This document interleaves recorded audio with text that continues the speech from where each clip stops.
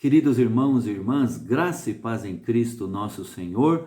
Aqui estamos novamente para buscarmos a Deus juntos nesses dias maus, na certeza que Deus nos ouve, que Deus nos orienta, Deus nos conduz por meio da sua palavra.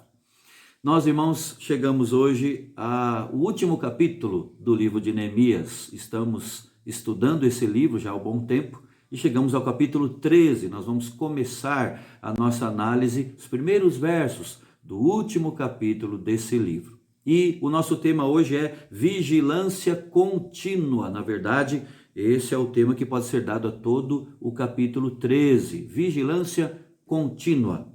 Mas esses primeiros versos falam de algo muito interessante, foco hoje da nossa palavra aqui. Eu quero colocar a minha pergunta inicial então, é a seguinte: você tem tido amizades tóxicas?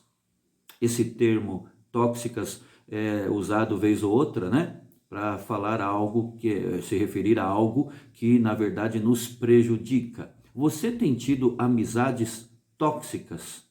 Pense nisso. Vamos falar sobre isso, ver no texto sagrado isso, e ao final vamos retomar aplicando para as nossas vidas. Irmãos, vamos cantar o cântico que fala: renova-me, Senhor Jesus, já não quero ser igual.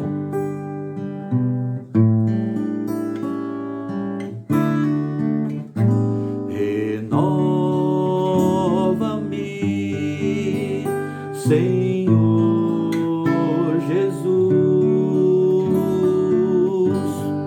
já não quero ser igual.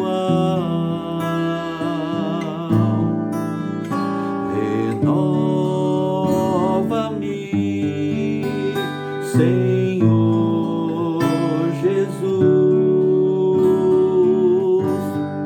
põe em mim teu coração, porque tudo que há dentro de mim necessita ser mudado, Senhor, porque tudo que há dentro do meu coração necessita mais de ti. Renova-me, renova-me, Senhor Jesus, já não quero ser igual.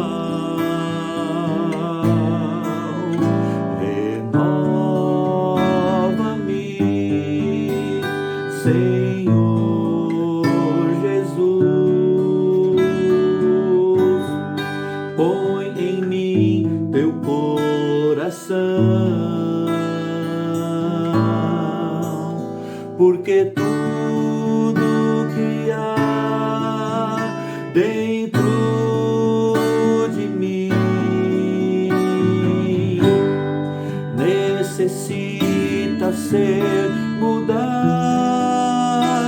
Senhor, porque tudo que há dentro do meu coração necessita mais de ti.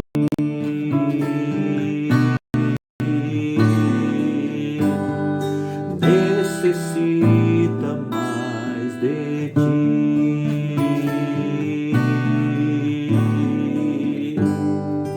Necessita mais de ti.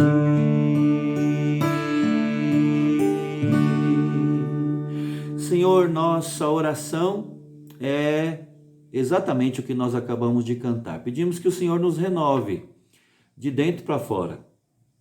Muitas vezes, ó Deus, nós olhamos ao nosso redor e pensamos equivocadamente que tem tantas coisas que precisam mudar fora de nós, quando Ainda que isso seja verdade em alguns pontos, o que precisa ser mudado primeiramente é aquilo que está dentro de nós tantas vezes. E nós, ó Deus, só podemos alcançar isso pela ação do Senhor, do nosso Pai eterno, a ação do Todo-Poderoso, pelo Teu Espírito que em nós habita. E para isso, ó Deus, pedimos que o Senhor continue, ó Deus, a utilizar o meio da Tua palavra que é o registro da vontade do Senhor para as nossas vidas. Agora nós vamos abri-la, pedimos que o Senhor abra os nossos corações, coloque ali bem fundo, ó Deus, a Tua palavra, e nos tome pela mão e renove as nossas vidas. Nós oramos assim, Pai, em nome de Jesus. Amém. Amém. Queridos, vamos abrir nossas Bíblias, a Escritura Sagrada, no livro de Neemias, capítulo 13. Abra no capítulo 13. Nós vamos ler então dos versos 1 ao verso 9. Do verso 1 ao verso 9.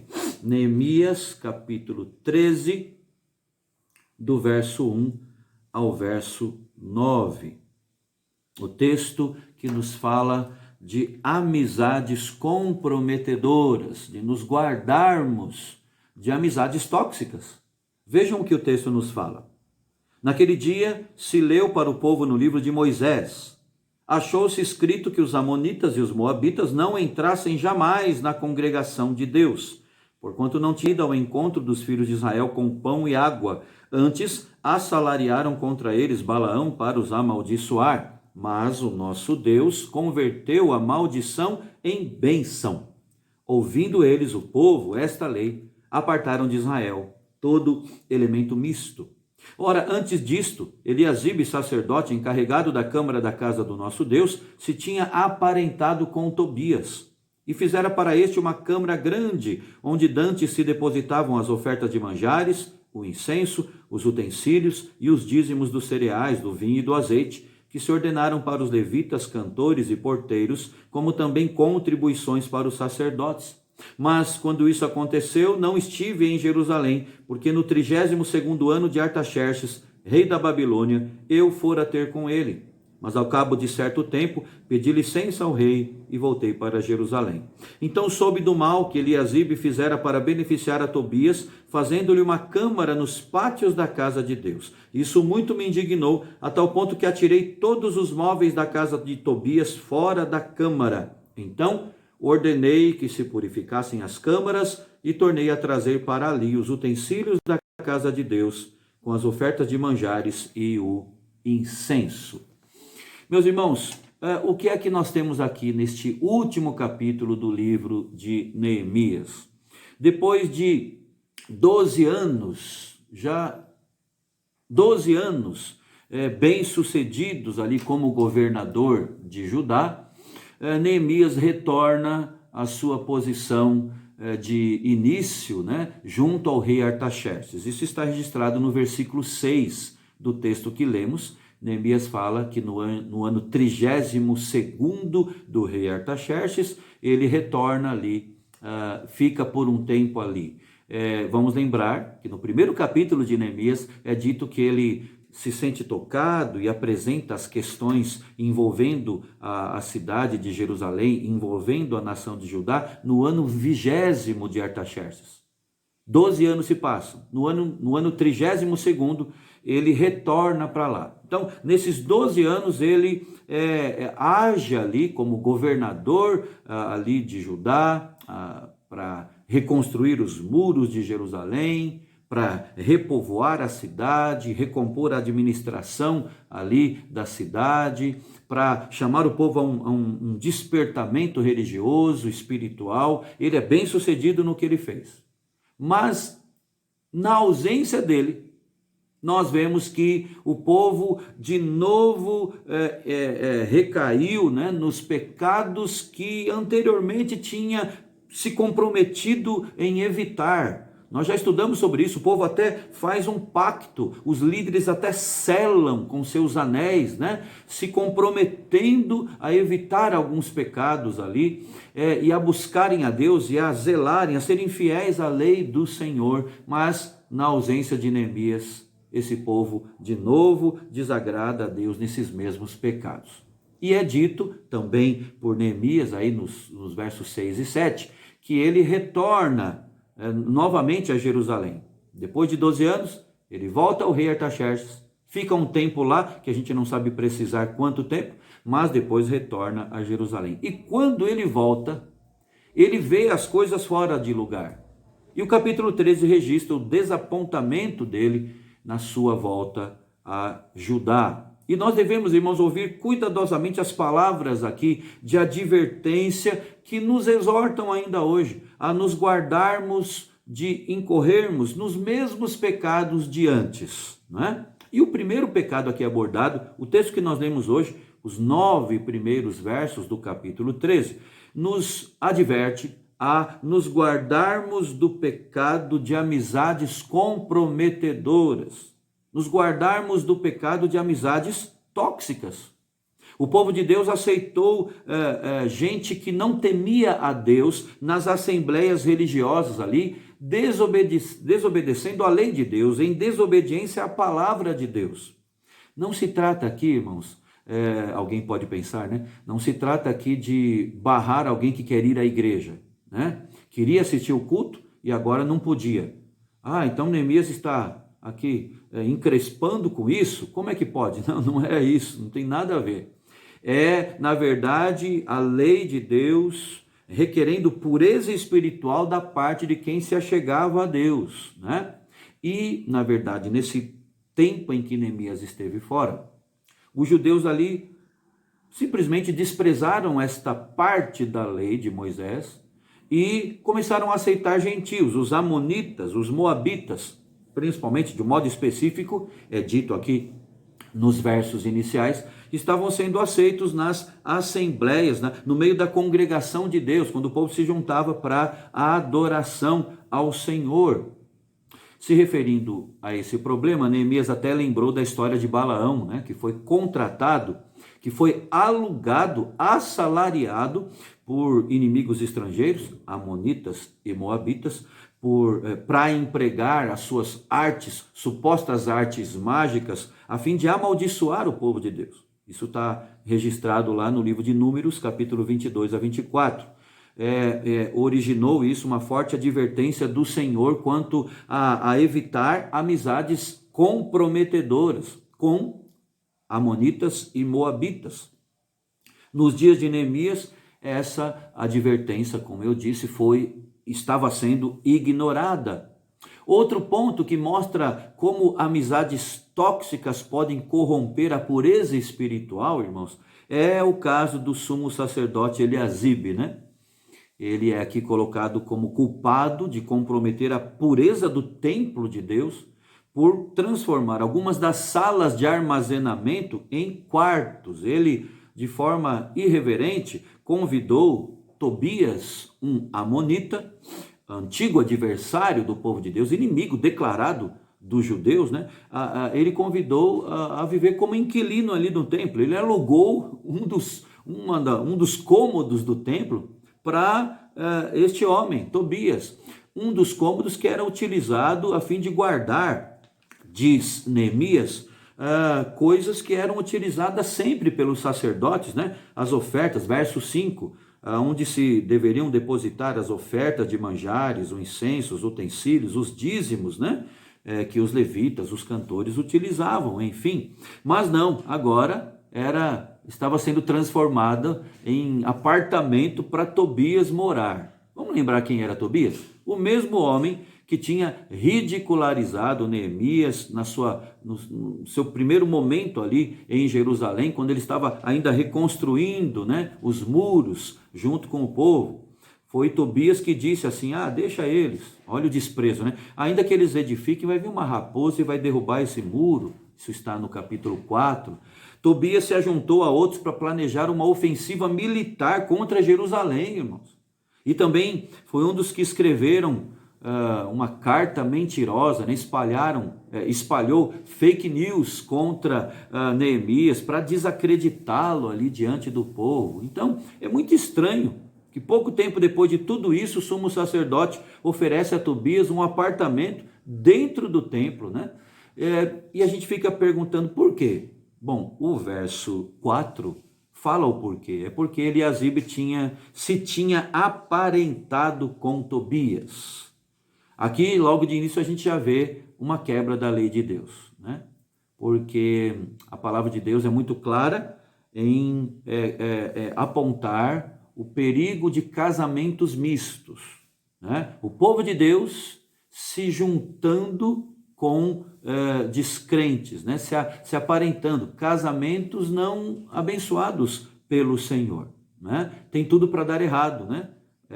São convicções divergentes. Pois bem, qual seria, irmãos, a solução para esse problema de amizades comprometedoras? Bom, em primeiro lugar, a resposta inicial de Neemias foi confrontar o povo com a palavra de Deus. Você viu como é que começa o texto, o capítulo 13? Naquele dia se leu para o povo no livro de Moisés. Então, primeiro ato de Neemias foi pegar o rolo do livro da lei de Moisés, o livro de Moisés, né? E ler para o povo. Falou, olha o que está escrito aqui. Expor a escritura, uma porção da lei de Deus, e tudo indica que tenha sido Deuteronômio 23, os versos 3 e 4, foi lida publicamente, para lembrar, trazer à memória do povo exatamente o preceito que eles estavam quebrando ali, né? Revelando assim o pecado deles. Então, esse texto de Deuteronômio estava falando explicitamente sobre não aceitar mais os amonitas e os moabitas. Por quê, gente? Porque Deus não queria que ninguém mais viesse para adorá-lo? Não, é porque tinha história, tinha precedente. Os amonitas e os moabitas, verso 2, não tinham ajudado os judeus. E ainda, além disso, o caso de Balaão, assalariaram Balaão para amaldiçoar o povo de Deus. Então, além de não ajudarem, ainda quiseram o mal efetivamente dos judeus. Então, o que Neemias faz? Vamos à escritura, olha o que diz a lei, vocês estão quebrando o que Deus diz, não é para aceitá-los aqui no ajuntamento solene do povo de Deus. A escritura sendo o fundamento da reforma espiritual daquele povo. Mas uma outra ação de Neemias foi até bem corajosa, né? Com base na autoridade da lei, da escritura, Neemias começou uma limpeza geral no templo. E limpeza, literalmente falando, com indignação, e justa indignação, ele colocou para fora do templo Tobias e tudo que era dele ali, que estava ali naquele quarto alugado indevidamente, né? Essa passagem nos alerta, irmãos, sobre a nossa contínua necessidade de sermos expostos à ação purificadora da palavra de Deus e ao confronto forte que o pecado precisa ter na nossa vida. A nossa tendência, a tendência da natureza humana, é de regressar a padrões pecaminosos, né? E isso necessita de uma exposição continuada à Escritura. Todos nós que cremos em Cristo devemos estar alertas quanto a amizades tóxicas. Veja aqui 2 exemplos, né? Os amonitas e os moabitas, e o caso específico de Eliasibe com Tobias ali, né? Amizades comprometedoras que comprometeram ali a pureza espiritual, a fé de toda a comunidade dos judeus ali. É por isso que a Bíblia diz, o apóstolo Paulo, escrevendo aos crentes de Corinto, não vos enganeis, as más conversações corrompem os bons costumes. É por isso que a gente vê o apóstolo João, na sua segunda carta, dizendo assim: todo aquele que ultrapassa a doutrina de Cristo e nela não permanece, não tem Deus. O que permanece na doutrina, esse tem tanto o Pai como o Filho. Se alguém vem ter convosco e não traz esta doutrina, não o recebais em casa, nem lhe deis as boas-vindas, porquanto aquele que lhe dá boas-vindas faz-se cúmplice das suas obras más. O perigo de amizades tóxicas, de amizades comprometedoras. Quando eu falo tóxicas aqui, são amizades que, quem sabe, já conservamos há um bom tempo, mas que na verdade estão nos afastando dos propósitos de Deus para a nossa vida, que não têm sido influenciadas por nós, mas que têm sido influências negativas sobre a nossa vida e se transformado em porta aberta para o pecado na nossa conduta diária. Existem amizades assim na sua vida? E você pode dizer, mas nós não podemos nos negar a ter amizades, não é? Mesmo fora da igreja. Ok, isso é verdade, mas é verdade até a página 2. Cuidado com amizades comprometedoras, porque se não é de Deus, se não tem algo a acrescentar a Deus, e se você não está influenciando, mas ao contrário, está sendo influenciado, essa amizade deve ter um basta. São amizades tóxicas. Cuidado, olhe para a sua vida e veja se você tem tido amizades comprometedoras. Vamos ficar por aqui hoje? Como eu disse no próximo estudo, eu creio que nos 2 próximos estudos nós conseguiremos fechar as nossas considerações do livro de Neemias. Que estejamos em oração para isso e que oremos desde já, não é? Agora em família, vamos interceder, continuarmos a interceder uns pelos outros nesses dias, nesses tempos tão difíceis. Então que Deus lhe abençoe a sua família. Um forte abraço. Até a nossa próxima devocional, se assim Deus nos permitir.